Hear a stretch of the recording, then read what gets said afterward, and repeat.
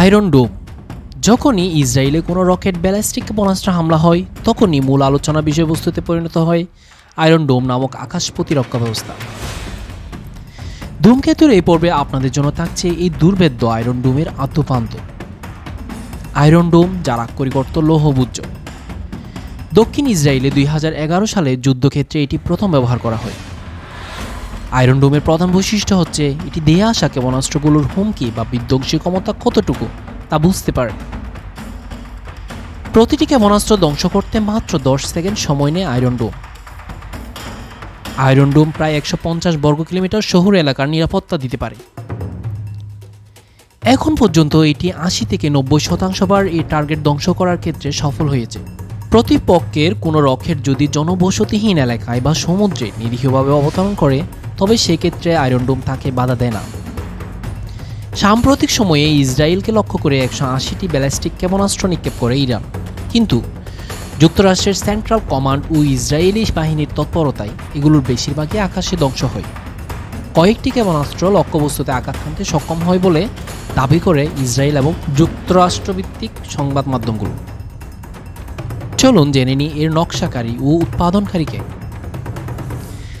Rafael advanced defence system এবং Israel aerospace industries, যা ইসরায়েলের নিজস্ব তত্ত্বাবধানে পরিচালিত হয়, একমাত্র তারাই এর নকশাকারী এবং উৎপাদনকারী। এটি নকশা করা হয় 2005 সালে। এটি সহজে স্থানান্তরযোগ্য এবং সকল আবহাওয়া উপযোগী হওয়ায় আকাশ প্রতিরক্ষা ব্যবস্থা দিতে সক্ষম। এটি এমনভাবে তৈরি করা হয়েছে যাতে ইসরায়েলি নাগরিক অধ্যুষিত এলাকাসমূহকে লক্ষ্য করে 4 কিলোমিটার থেকে 70 কিলোমিটার দূরত্ব হতে নিক্ষিপ্ত স্বল্পপাল্লার রকেট ও কামানের বিমানসমূহকে প্রতিরোধ ও ধ্বংস করতে পারে। আয়রন ডোম দিন এবং রাতের যে কোনো প্রতিকূল আবহাওয়াতে কাজ করার উপযোগী। এর 3টি প্রধান কেন্দ্রীয় উপাদান রয়েছে: রাডার শনাক্তকরণ এবং অনুসরণ। এটি শত্রুপক্ষের রকেট উৎক্ষেপণ শনাক্ত এবং এর গতিপথ ট্র্যাক করতে পারে। যুদ্ধ ব্যবস্থাপনা ও অস্ত্র নিয়ন্ত্রণ। এটি রিপোর্টের ডাটা অনুযায়ী রকেটের এক্সপেক্টেড হিট পয়েন্ট নির্ধারণ করে এবং সে অনুযায়ী মিসাইল ফায়ারিং সিস্টেমকে ডিসিশন দেয়।